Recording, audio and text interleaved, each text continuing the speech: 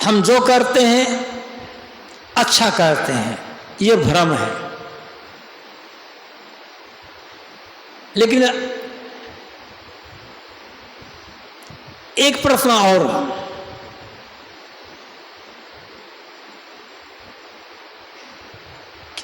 साहब तो यह कहते हैं कि चेतन हारा चेत सुभागा, तुम बड़े सौभाग्यशाली हो।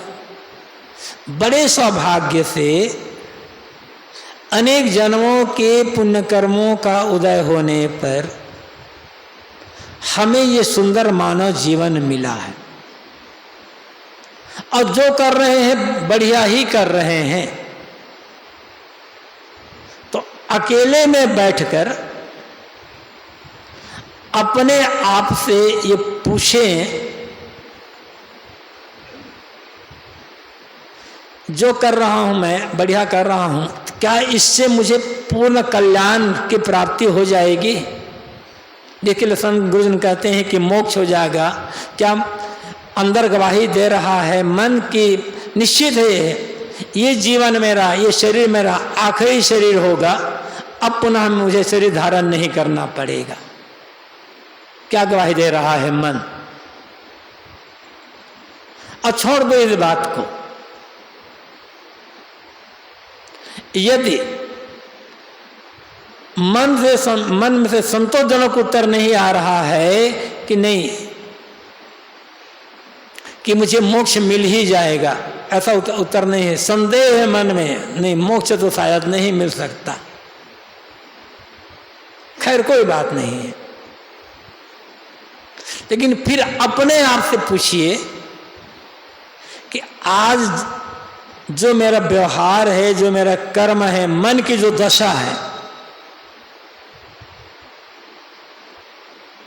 और जो कुछ मैं कर रहा हूं, क्या इसके परिणाम में मुझे अगला जीवन मनुष्य का ही मिलेगा? ये उत्तर है भीतर से। और यदि, चूंकि आध्यात्मिक क्षेत्र में पुनर्जन्म तो माना जाता है, और यदि अंदर से उत्तर आ रहा है मोक्ष तो मिलेगा ही नहीं, अगला जीवन मोक्ष का मिलेगा, इसमें भी संदेह है, तो समझना होगा हमारे जीवन में बड़ी गलतियां हो रही है, हम भटक चुके हैं अपना रास्ता। सदगुरु कबीर कहते हैं चेतन हारा चेत सुभागा। तुम चेतने वाले हो, जागने वाले हो, जगो, चेत जाओ, अभी अवसर है। और आज का अवसर बीता, फिर यह अवसर दोबारा मिलने वाला नहीं है।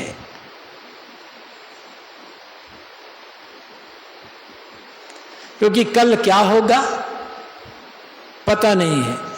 सब कुछ अनुकूल, हमारा शरीर ही रोगी, अशक्त, असहाय हो गया, तब क्या करेंगे? बुद्धि में भ्रम उत्पन्न हो गया, तब क्या करेंगे? आज यदि आज नहीं जगे तो कल जग जाएंगे, क्या भरोसा है? सबसे सुंदर समय आज का और अभी वर्तमान का ही समय है। और यदि आज नहीं जगे, आज कल्याण का काम नहीं किए, सावधान नहीं हुए, तो कल तो विनाश रखा ईश चेद वेदी दत्तमस्त ना चेदी हाविदिन महती विनष्ट। ऋषि कहते हैं कि यदि आज चेत गए तो कल्याण, यदि नहीं चेते तो महाविनाश रखाया है। साहब कहते हैं चेतन, तुम चेतने वाले हो, मनुष्य शरीर तुम्हें मिला हुआ है, बुद्धि मिली ही है, जागने की पूरी भूमिका है, जागो और जागकर अपना कल्याण का काम करो। अमर मध्य दिशे तारा, एक चेता एक चेतवनहारा। अमर आकाश, आकाश के बीच में ही, मतलब आकाश में ही सारे तारे दिखाई पड़ते हैं। कोई तारा आकाश से बाहर भी होगा, कल्पना भी नहीं कर सकते। कहाँ होगा? जो होगा आकाश में ही होगा। साहब यहाँ सिर्फ उदाहरण देते हैं। जितने भी तारे हैं सब आकाश के अंदर, आकाश से बाहर कोई तारा नहीं है। इसी प्रकार सारे ज्ञान विज्ञान का आधार ये मनुष्य जीव ही है। मनुष्य जीव को छोड़कर ज्ञान विज्ञान का कोई आधार कहीं खोजने पर भी नहीं मिलेगा।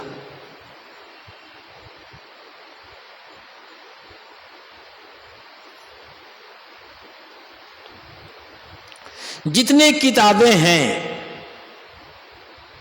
लिखने वाला कौन? क्या ऊपर आकाश से कोई उतर कर आया है किताबें लिखने के लिए, या कोई ऊपर आकाश में प्रिंटिंग प्रेस लगाकर कोई किताब छाप छाप कर भेज रहा है दुनिया में? नाम कुछ भी ले लो, चाहे सामान्य पुस्तकों ले लो, चाहे उसे धर्म ग्रंथ धर्मशास्त्र कह दो, चाहे उसे ईश्वरीय वाणी कह दो, सबका लिखने वाला आदमी ही है। विज्ञान के क्षेत्र में जितने ही कला कौशल का अन्वेषण करने वाला कौन? ये मनुष्य जीव ही तो है। जितने मत पंथ संप्रदाय हैं उनका प्रवर्तन करने वाला, उन्हें चलाने वाला कौन? ये मनुष्य जीव ही तो है। और दुनिया में जितने भी धार्मिक स्थल हैं, मठ मंदिर मस्जिद गिरजा गुरुद्वारा या कुछ और भी ले लो, जितने धार्मिक स्थल हैं उनको बनाने वाला कौन? मनुष्य जीव।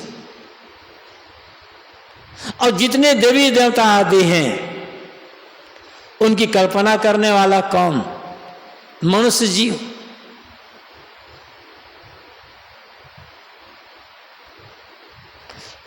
तो साहब कहते हैं जैसे सारे के सारे तारे आकाश में होते स्थित हैं, ऐसे सारा ज्ञान विज्ञान का आधार ये मनुष्य जीव। वैसे तो जीव मात्र ज्ञान स्वरूप है, जीव की मौलिकता है ज्ञान, किंतु ज्ञान का उद्घाटन मानवेतर खानियों में नहीं हो पाता है, मनुष्य खानी में ही, मनुष्य शरीर में ही होता है।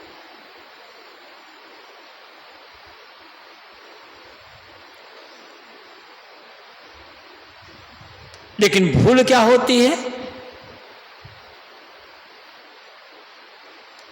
सब कुछ करने वाला मनुष्य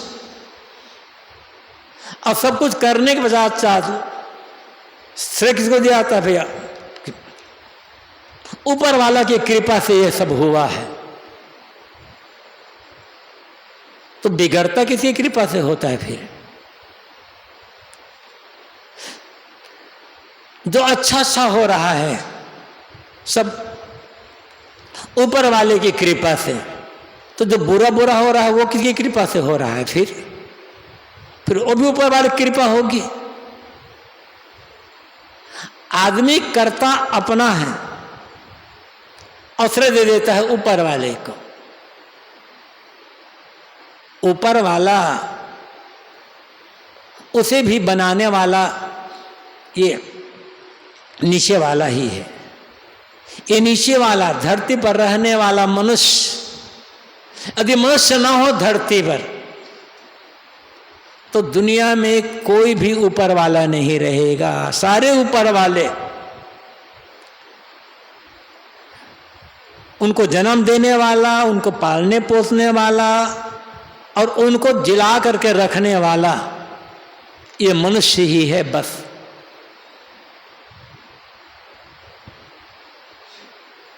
साहब कहते तुम ज्ञान के निधान हो, ज्ञान के भंडार, जागो, समझो अपने ज्ञान को, उसका उपयोग करो। हमारे पास ज्ञान का खजाना है, लेकिन न तो हम समझ पाते हैं और समझ भी लिए तो उसका उपयोग भी नहीं कर पाते। कैसा आश्चर्य! ज्ञान जिसका गुण है, ज्ञान जिसका धर्म है, ज्ञान जिसकी मौलिकता है, वह जीव अज्ञान में जीता हुआ आ रहा है। और वैसे भी देखें तो बिहार में भी ज्ञानी होने का अहंकार और कर्म अज्ञान पूर्वक, यही तो विचित्रता है और यही दुख का कारण है। सब के सब अपने को ज्ञानी मानते हैं। किसी को कह दो कि तुम बड़े अज्ञानी हो, नाराज हो जाएगा, तुमने कैसे कह दिया मुझे अज्ञानी। कोई अपने को अज्ञानी मानने को तैयार नहीं होता है, क्योंकि ज्ञानी होने का भ्रम और ज्ञानी होने का अहंकार और जीवन का कर्म व्यवहार खान पान सब अज्ञान पूर्वक, यही दुर्भाग्य है, यही दुख का कारण है।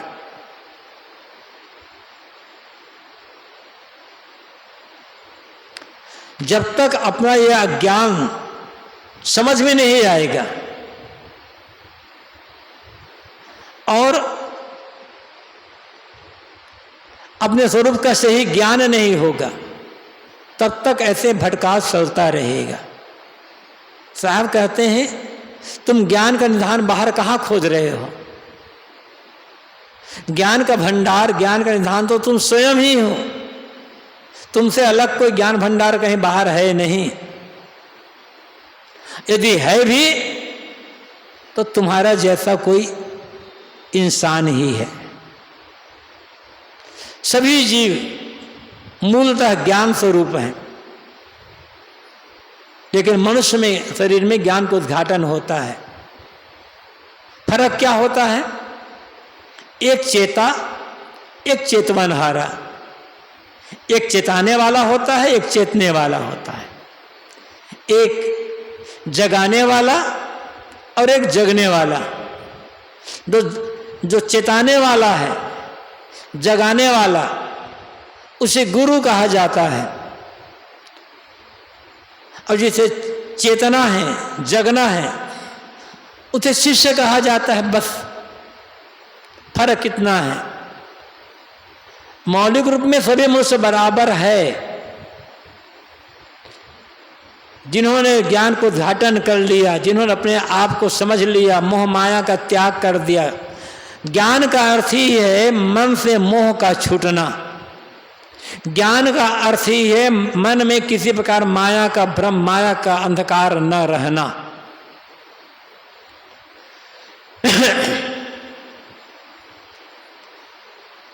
और माया है तो केवल भ्रम है बस। तो ज्ञान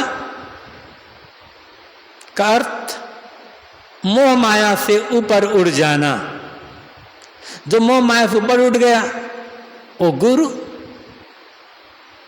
और मोह माया में जो डूबा हुआ है वो शिष्य, सामान्य आदमी। बस फर्क इतना है। तो जैसे एक आदमी मोह माया से ऊपर उठ गया, हम देखते हैं, वैसे हम भी तो उड़ सकते हैं ना। हमारे समय भी वो मनुष्य है, चाहे ज्ञानी मनुष्य कहें चाहे अज्ञानी मनुष्य कहें, चाहे रागी कहें चाहे विरागी कहें, चाहे मोही कहें चाहे निर्मोही कहें, दोनों मौलिक रूप में एक समान है, बराबर है। फर्क एक मोह में डूबा है और एक ने मोह का त्याग कर दिया है।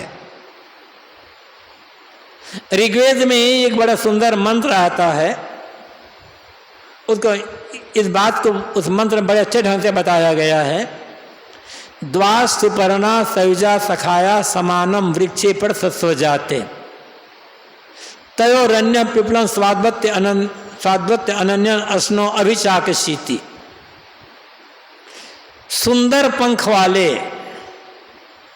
दो पक्षी हैं, साथ साथ रहते हैं, मित्र हैं, और दोनों पक्षी एक समान वृक्ष में चिपके हुए हैं, बैठे हुए हैं। फर्क क्या है? उन दोनों में से एक पक्षी पेड़ के फल, पीपल पेड़ समझ लो, पेड़ के फल को खाता है,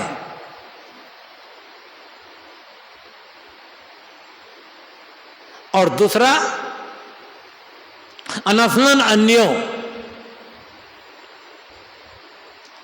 फल नहीं खाता, देखता है बस।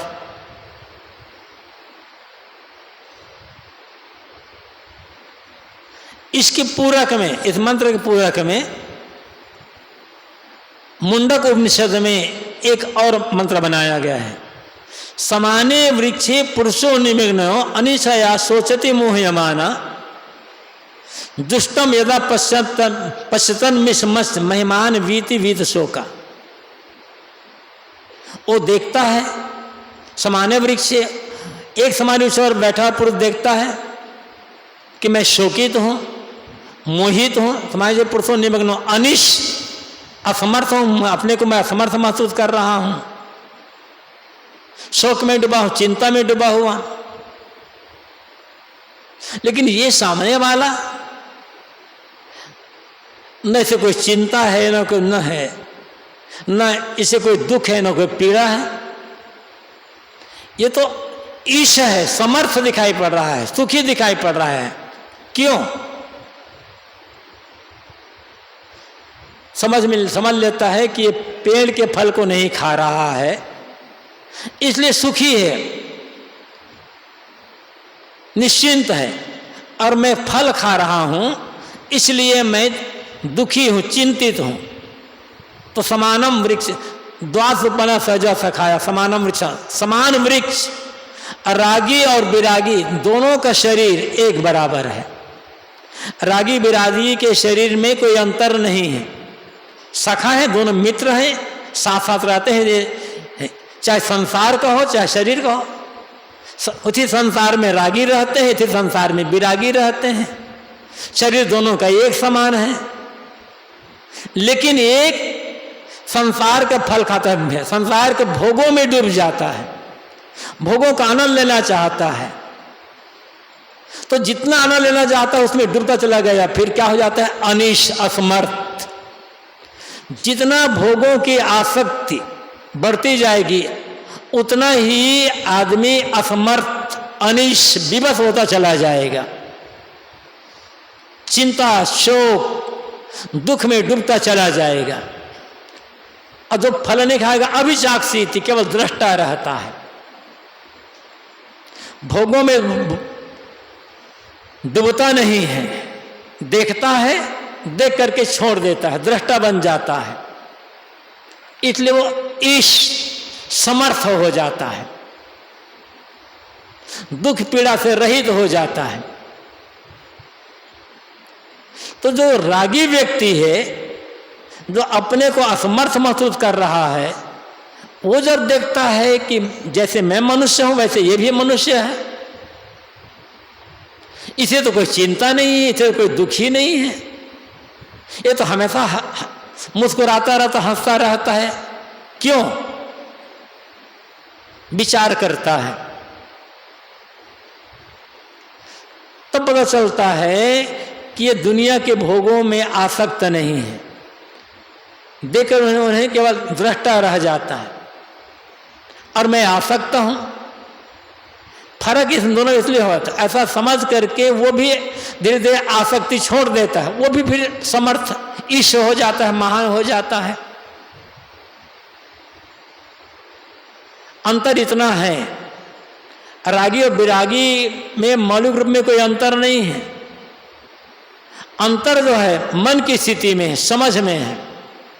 फेर परा नहीं बूझ में, नहीं इंद्रियन के, फेर परा नहीं तत्व में, नहीं इंद्रियन के माय। फेर परा कुछ बूझ में, सो निर्वार्य नाय।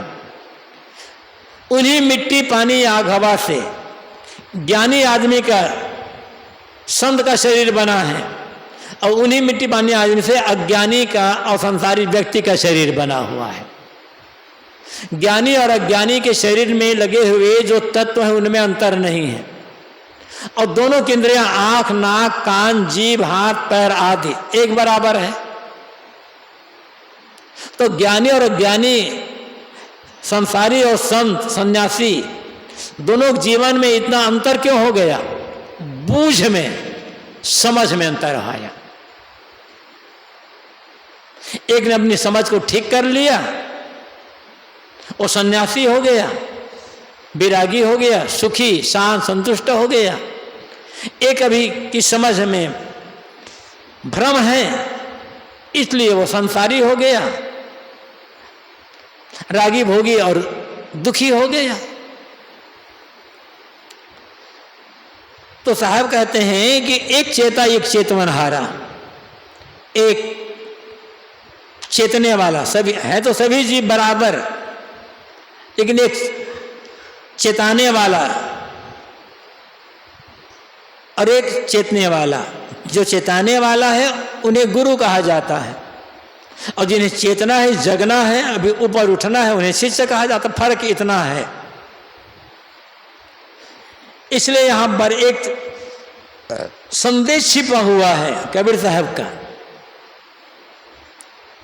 कि तुम कितने भी दुखी क्यों ना हो,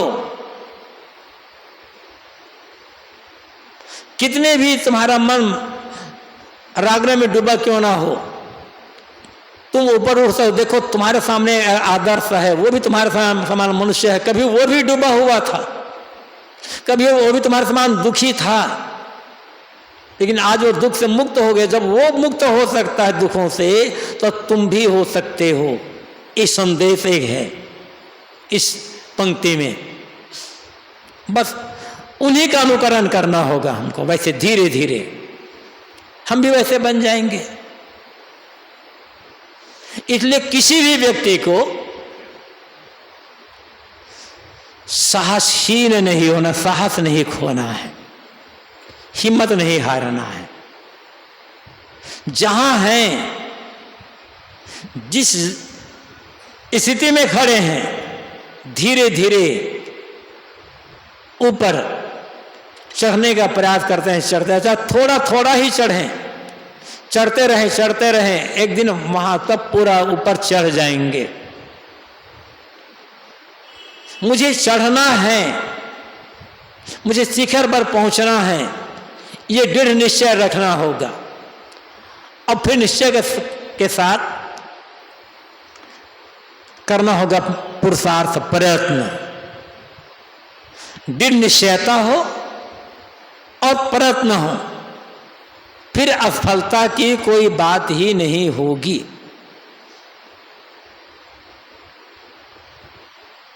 जो खोजो सो उहवा नाही, सो तो आई अमर पद्माही। अब जो खोजो, जिसे तुम खोज रहे हो वह वहां नहीं है। बस संकेत है सर। अब क्या खोजता है आदमी? सुख, आनंद, शांति। कहां खोजता है? दुनिया के राग रंग में, पद प्रतिष्ठा में, धन दौलत में। साहब तो वो वहां नहीं है। वहां होता तो अब तक तो सुखी हो गए होते ना। जिस शरीर में गए वहां तो राग रंग मिला अपने अपने ढंग से, तृप्ति कहां हुई? तो जिस सुख को जिस शांति को, जिस प्रसन्नता और आनंद को, जिस परमात्मा को तुम खोज रहे दुनिया के पीछे, वो वहां नहीं है। सो तो आई अमर पद माही, वह अमर पद है। और अमर पद वो कहीं बाहर नहीं है। धर्म के क्षेत्र में तमाम पदों की कल्पना की गई है और तमाम लोकों की कल्पना की गई है। सतलोक, स्वर्गलोक, साकेत लोक, बैकुंठ लोक, शिव लोक, ब्रह्म लोक, विष्णु लोक, धूर धाम, ये धाम, वो धाम, पता नहीं क्या क्या, सिर्फ एक कल्पना है। वो अमर पद, चाहे उसे शिव लोक, साकेत लोक, विष्णु लोक कह लो, चाहे स्वर्ग लोक कह लो, चाहे और कोई पद कर लो, वह हर व्यक्ति का अपना आपा, अमर वही है। उसको छोड़ करके अमर और कुछ नहीं है।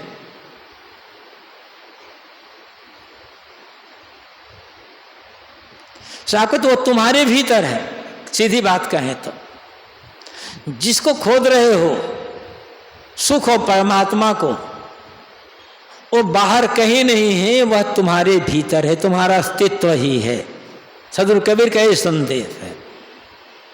लेकिन दृष्टि हमारी बहिर्मुख है,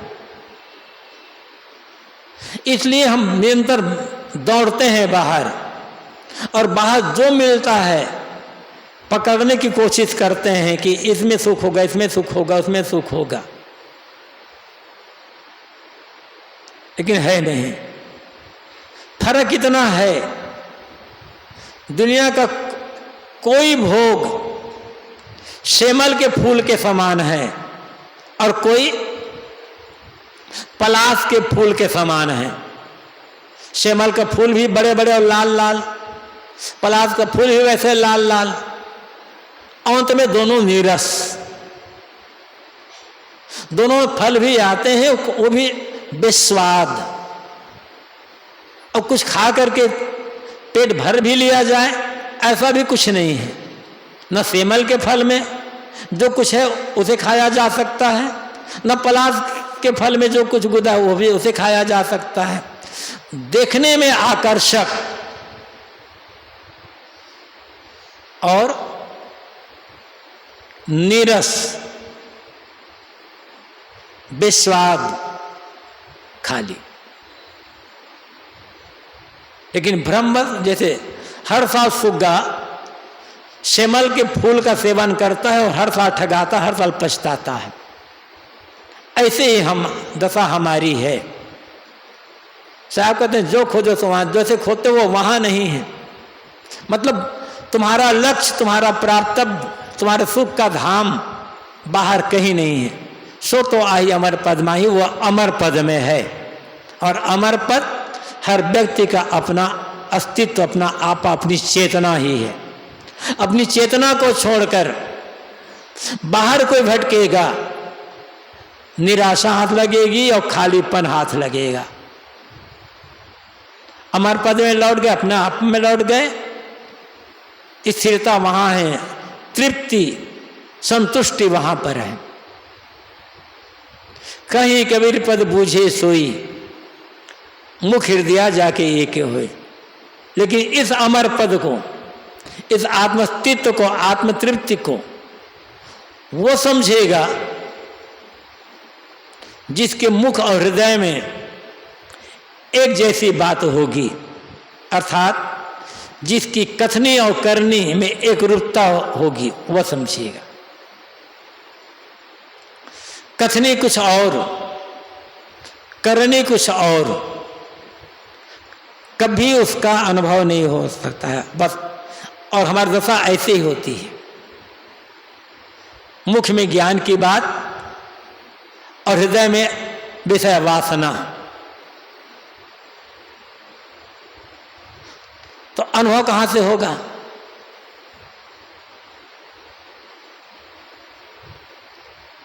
मुख से हम बात कहते हैं, ज्ञान की ऊंची ऊंची बातें, तो लोग हमें अच्छा मानते हैं, बस उसी प्रशंसा हमारी होती है, उसी प्रशंसा में हम भूल जाते हैं और मान लेते हम बड़े ज्ञानी हैं। फिर अंदर झांकने का प्रयास नहीं करते, अंदर जो कालुष्य है, जो कालिख लगी हुई जमी हुई है, उसे धोने का मिटाने का प्रयास नहीं करते।